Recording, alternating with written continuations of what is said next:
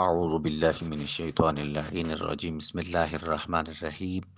اللهم صل على سيدنا ومولانا محمد النبي الأمي وعلى آله وصحبه وبارك وسلم إلى يوم الدين پارہ نمبر 15 سورہ الکہف آج کا ہمارا سبق آیت نمبر 17 سے ہے آئیے چلتے ہیں تلاوت کلام رحمان کی طرف وَتَرَى الشَّمْسَ إِذَا طَلَعَت تَزَاوَرُ عَنْ كَهْفِهِمْ ذات اليمين وإذا غربت تقرضهم ذات الشمال وهم في فجوة منه ذلك من آيات الله من يهد الله فهو المهتد ومن يضلل فلن تجد له وليا مرشدا وتحسبهم أيقاظا وهم رقود ونكلبهم ذات اليمين وذات الشمال كلبهم باسط ذراعيه بالوصيد لو اطلعت عليهم لوليت منهم فرارا ولملئت منهم رعبا وكذلك بعثناهم ليتساءلوا بينهم قال قائل منهم كم لبثتم قالوا لبثنا يوما أو بعد يوم قالوا ربكم أعلم بما لبثتم فابعثوا أحدكم بورقكم هذه إلى المدينة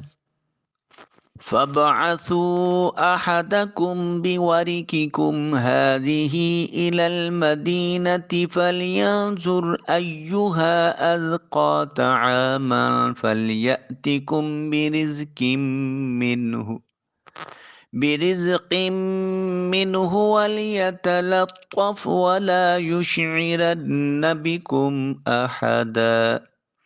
إنهم إن يظهروا عليكم يرجموكم أو يعيدوكم في ملتهم ولن تفلحوا إذا أبدا۔ حصۃ التجوید کے ذیل میں آج ہم پڑھیں گے لحن کا بیان۔ لحن کسے کہتے ہیں؟ لحن کا معنی لب و لہجہ ہے۔ تجوید میں اس سے مراد غلطی ہے۔ تجوید میں کتنے قسم کی لحن ہے اور وہ کون کون سے ہیں؟ تجوید میں 2 اقسام کی لحن ہے، لحن جلی یعنی بڑی اور نمایاں غلطی، لحن خفی چھوٹی غلطی۔ لحن جلی کب، کہاں اور کیسے ہوتا ہے؟ دیکھیے، ایک حرف کو دوسرے حرف سے بدل دینا لحن جلی ہے، جیسے قلبن، قاف موٹے قاف کے ساتھ جو نقطوں والا ہوتا ہے اس کو قلبن باریک کاف کے ساتھ پڑھنا، تو دیکھیں معنی بھی بدل جائے گا اور حرف بھی بدل جائے گا۔ قلبن کا مطلب ہوتا ہے دل اور قلبن کا مطلب ہوتا ہے کتا، تو اب دل اور کتے میں کتنا فرق ہے؟ اسی طرح قاف اور کاف کی ادائیگی میں بھی فرق آنا چاہیے۔ نمبر 2، ایک حرکت کو دوسری حرکت سے بدل دینا، جیسے انعمتا، اس کی جگہ کوئی پڑھے انعمتو، انعمتا تو نے انعام کیا، انعمتو میں نے انعام کیا، تو بالکل معنی مختلف ہو گیا۔ اسی طرح کسی حرف کو بڑھا کر پڑھنا، جیسے لم یلد کو لمبا کر کے کسی نے پڑھ دیا اور کہہ دیا لم یالد، یا کے بعد یا کو اتنا لمبا کر دیا کہ اس کے بعد الف محسوس ہوا۔ حرف کو حرف سے بدلنا یا حرکت کو حرکت سے بدلنا یا حرف کو بڑھا کر پڑھنا، اور چوتھی صورت یا کسی حرف کو کم کر دینا، جیسے وَلَمْ يُولَدْ، واو کے اوپر مد تھا تو اس کو مد نہیں کیا، ولم یولد کہہ دیا تو واو نہ پڑھا گیا بیچ میں. سو حرف کو حرف سے، حرکت کو حرکت سے، حرف کی کمی یا زیادتی کرنے سے لحن جلی کا ارتکاب ہو جاتا ہے، اور مرتکب تجوید کے حوالے سے لحن جلی کا مرتکب حرام کام کرتا ہے اور یہ گناہ گار ہو جاتا ہے. اس لیے ضروری امر یہ ہے کہ قرآن مجید کو تجوید کے قواعد کو مد نظر رکھتے ہوئے اس کی تلاوت کی جائے. آئیے چلتے ہیں حصۃ الترجمہ اور تفسیر کی طرف. اصحاب کہف کا تذکرہ جاری تھا. اللہ رب العزت ارشاد فرماتے ہیں وَتَرَى الشَّمْسَ، اور آپ دیکھیں گے سورج کو، اذا جس وقت طلعت وہ طلوع ہوتا ہے، تو پھر تزاورو وہ ہٹ جاتا ہے، ان کہفہم ان غار والوں کی طرف سے، ذات الیمین دائیں جانب سے، وَإِذَا غَرَبَتْ اور جس وقت سورج غروب ہوتا ہے تو تقریدہم وہ کترا جاتا ہے، ذات الشمال اس کے بائیں جانب سے، وہم اور وہ فی میں فجوۃ من اس کشادہ غار کے میدان میں پڑے ہیں. ذالکا یہ من آیات اللہ اللہ کی نشانیوں میں سے ہے. من یہد اللہ اللہ رب العزت جسے چاہتا ہے ہدایت عطا فرماتا ہے. فہو المہتد پس وہی ہدایت یافتہ ہے. ومن یضلل اور جسے اللہ گمراہ کر دے تو فلن تجدا پس نہیں پائے گا تو لہو اس شخص کے لیے ولیجن کوئی ولی، مرشدہ اور نہ ہی مددگار، مرشد راہ دکھانے والا. اور آپ دیکھتے ہیں کہ جب سورج طلوع ہوتا ہے تو ان کے غار سے دائیں جانب ہٹ جاتا ہے، اور جب غروب ہونے لگتا ہے تو ان سے بائیں جانب قطرا جاتا ہے، اور وہ اس غار کے کشادہ میدان میں لیٹے ہیں. یہ سورج کا اپنے راستے کو بدل لینا اللہ کی قدرت کی بڑی نشانیوں میں سے ہے. جسے اللہ ہدایت فرما دے سو وہی ہدایت یافتہ ہے، اور جسے وہ گمراہ ٹھہرا دے تو آپ اس کے لیے کوئی ولی، مرشد یعنی راہ دکھانے والا مددگار نہیں پائیں گے. آیت میں فرمایا گیا کہ سورج اصحاب کہف کے دائیں اور بائیں ہو کر گزر جاتا ہے، یعنی ان پر تمام دن سایہ رہتا ہے، اور طلوع سے غروب تک کسی وقت بھی دھوپ کی گرمی انہیں نہیں پہنچتی.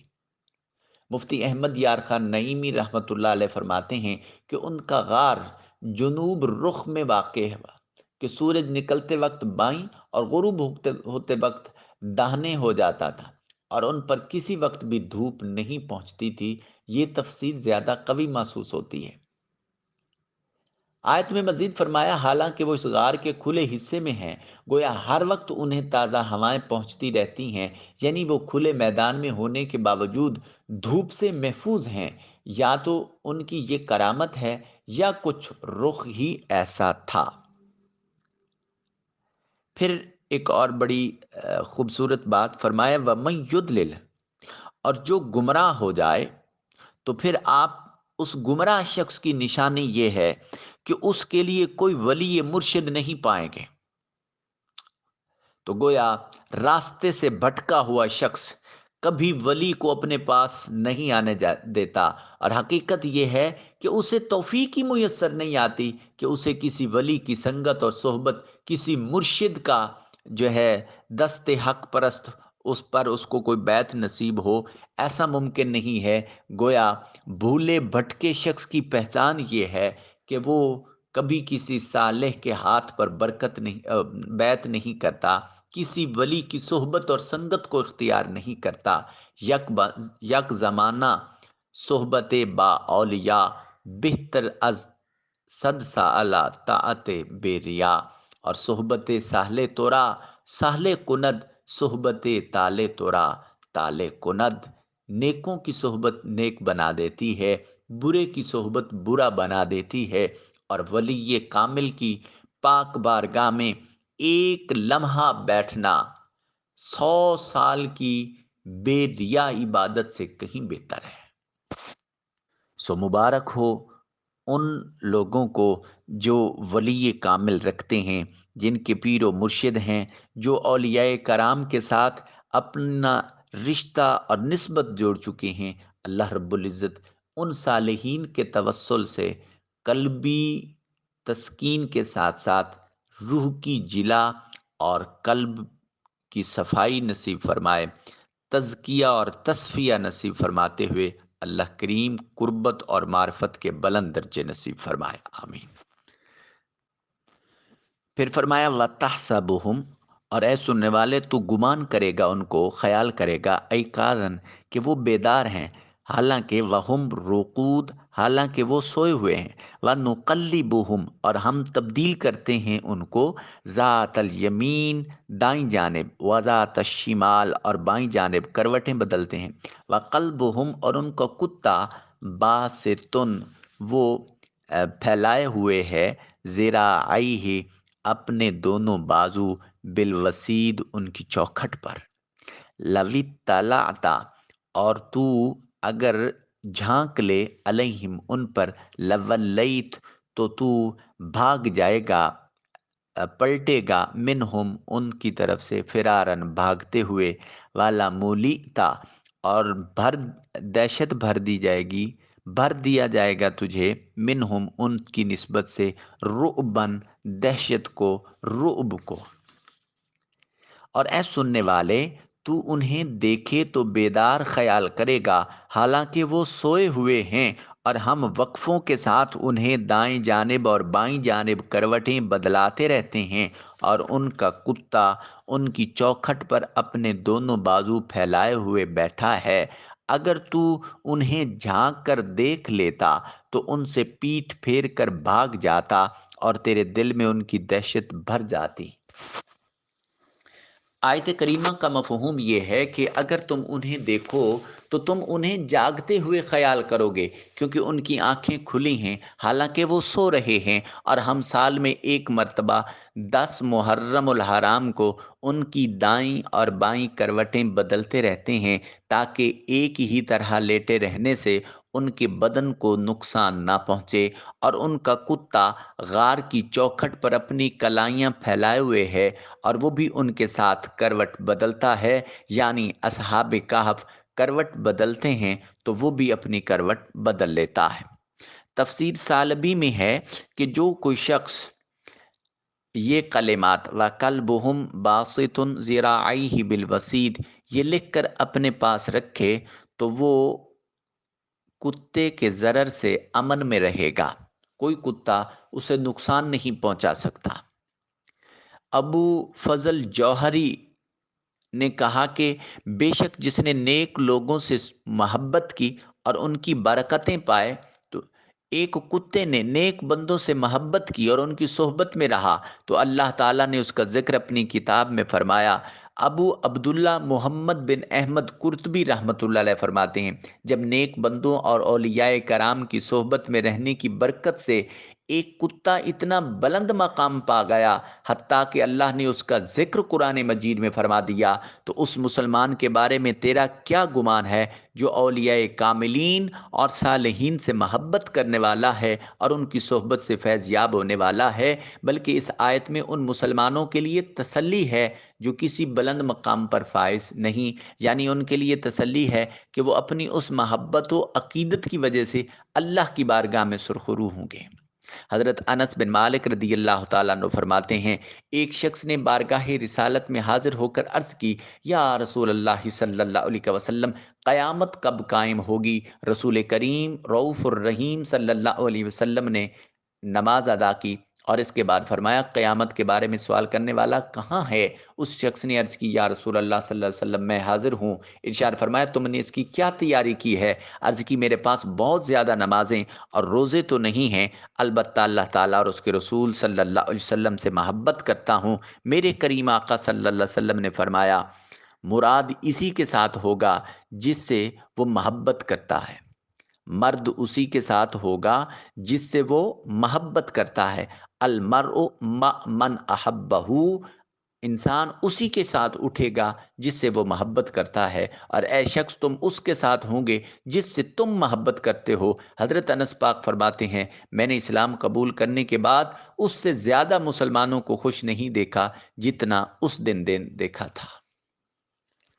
مطلب کہ رسول پاک صلی اللہ علیہ وسلم یہ فرما رہے ہیں کہ لوگوں، جس قدر شدت سے تمہیں میری ذات کے ساتھ نسبت اور محبت ہے، قیامت کے روز بھی اللہ تعالیٰ اسی نسبت رسول اور اسی محبت رسول کے صلہ میں قیامت کے دن رسول پاک صلی اللہ علیہ وسلم کی صحبت نصیب فرمائے گا۔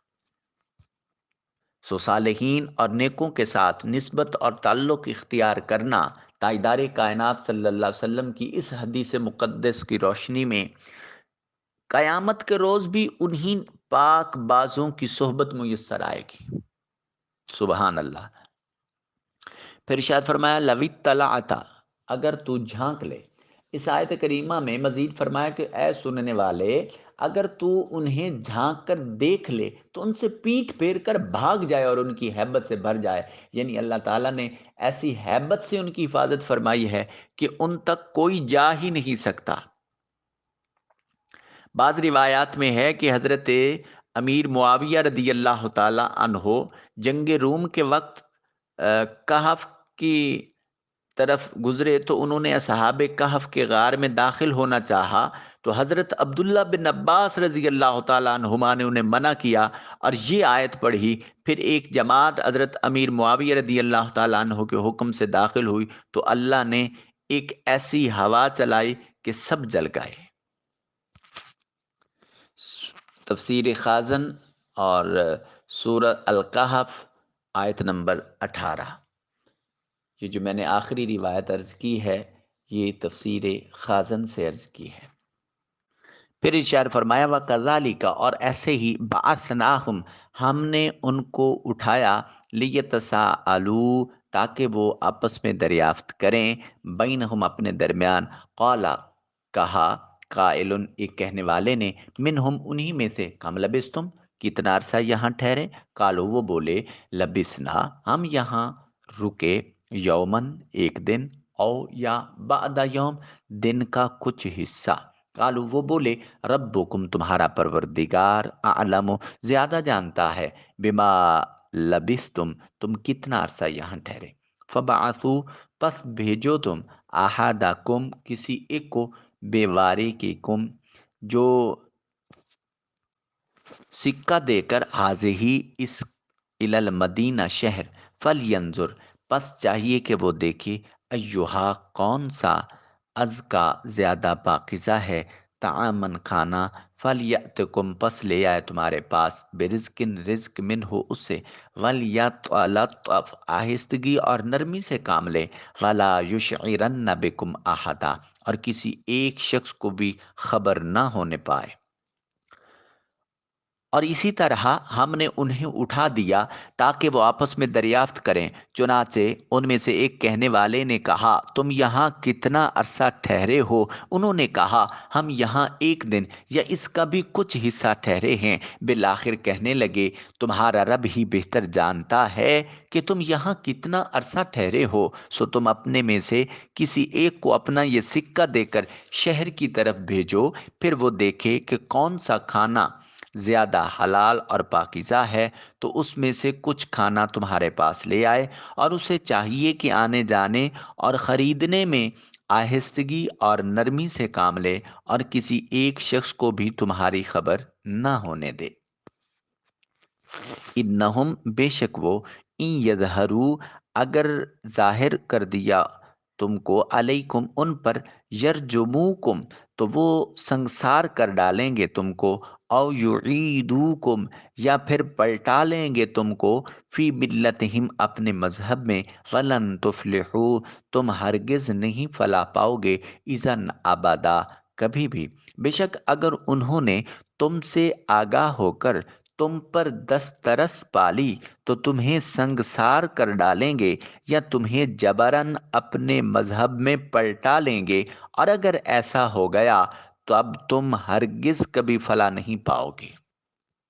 یہ جو ارشاد فرمایا وَكَذَلِكَ بَعَثْنَاهُمْ، یہاں سے اب بقیہ واقعے کی تفصیل بیان کی گئی ہے۔ تفسیرات کی روشنی میں آیت کا خلاصہ یوں ہے، فرمایا جیسا ہم نے انہیں سلایا ویسا ہی ایک مدت دراز کے بعد ہم نے انہیں جگایا تاکہ آپس میں ایک دوسرے سے حالات پوچھیں، اللہ کی قدرت عظیمہ دیکھ کر ان کا یقین زیادہ ہو جائے اور اس کی نعمتوں کا شکر ادا کریں۔ چنانچہ جب وہ بیدار ہوئے تو ان میں سے ایک کہنے لگا، کہنے والا کون تھا؟ مکسلمینا، جو ان میں سب سے بڑے اور ان کے سردار تھے۔ وہ کہنے لگے، تم یہاں کتنی دیر ٹھہرے ہو؟ چند افراد نے کہا، ہم یہاں ایک دن رہے ہیں یا ایک دن سے کچھ کم وقت، کیونکہ وہ غار میں طلوع آفتاب کے وقت داخل ہوئے تھے اور جب اٹھے تو قریب غروب کے تھا، تو انہوں نے گمان کیا کہ یہ وہی دن ہے۔ بقیہ لوگوں نے کہا، تمہارا رب خوب جانتا ہے جتنا تم ٹھہرے ہو کہ تھوڑا عرصہ ہوا ہے یا زیادہ۔ تو اپنے میں سے ایک کو یہ چاندی دے کر شہر کی طرف بھجواتا ہے کہ وہ جا کر دیکھے کہ وہاں کون سا کھانا زیادہ عمدہ ہے، جن میں حرمت کا کوئی شبہ نہ ہو، پھر وہی کھانا لے آئے۔ اور جاننے والے کو چاہیے کہ آنے جانے میں نرمی سے کام لے اور ہرگز کسی کو تمہاری اطلاع نہ دے۔ اصحاب کاف اپنے ساتھ دقیہ نوسی سکے لے کر گئے تھے اور سوتے وقت انہیں اپنے سرہانے رکھ لیا تھا۔ اس سے معلوم ہوا کہ مسافر کو خرچ ساتھ میں رکھنا طریقہ توکل کے خلاف نہیں ہے۔